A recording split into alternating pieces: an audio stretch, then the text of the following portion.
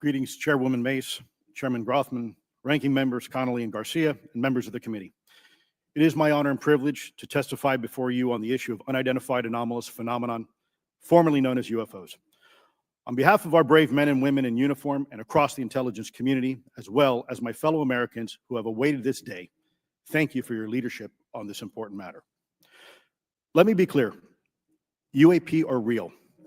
Advanced technologies not made by our government or any other government are monitoring sensitive military installations around the globe.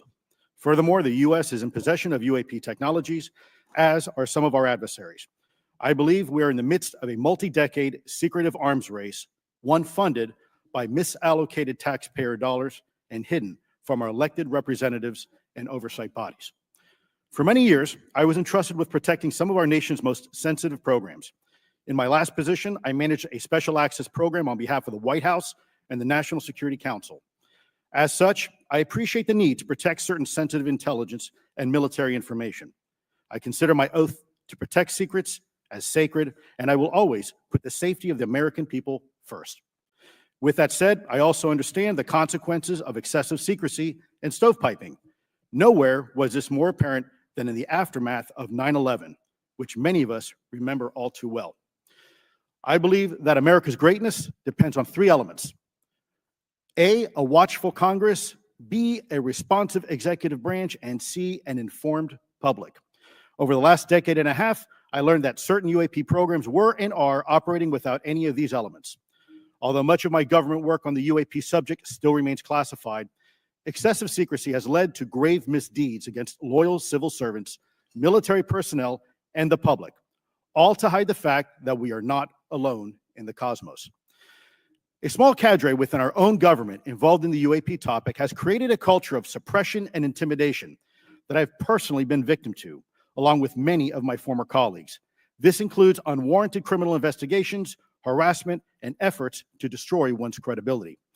Most Americans would be shocked to learn that the Pentagon's very own Public Affairs Office openly employs a professional psychological operations officer as the singular point of contact for any UAP-related inquiries from citizens and the media. This is unacceptable. Many of my former colleagues and I have provided classified testimony to both the Department of Defense and the Intelligence Community Inspector General, and many of us have subsequently been targeted by this cabal with threats to our careers, our security clearances, and even our lives. This is not hyperbole, but a genuine fact, and this is wrong. To fix these problems, I propose three principal actions. First, Congress and the President should create a single point of contact responsible for a whole-of-government approach to the UAP issue. Currently, the White House, CIA, NASA, the Pentagon, Department of Energy, and others play a role, but no one seems to be in charge, leading to unchecked power and corruption. Second, we need a national UAP strategy that will promote transparency and help restore the American public's trust at a time when the public's trust is at an all-time low. This strategy should include a whole-of-government approach, including the academic and scientific communities, the private sector, and our international partners and allies. Third, Congress should create a protected environment so whistleblowers desperate to do the right thing can come forward without fear. As it currently stands, these whistleblowers suffer because of stigma, a code of silence, and concerns about retaliation.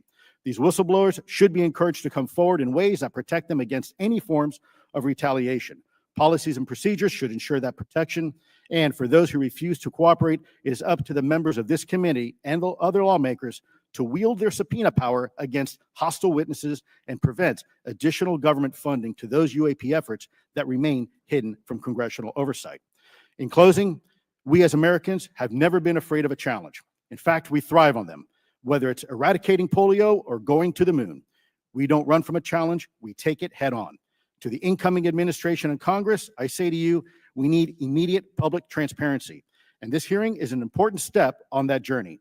If we approach the UAP topic in the same way as we as Americans have met other challenges, we can restore our faith in our government institutions. Together, we can usher in a new era of accountable government and scientific discovery. I believe that we as Americans can handle the truth, and I also believe the world deserves the truth. Thank you, esteemed members of Congress, for your time today. It is profoundly appreciated by many.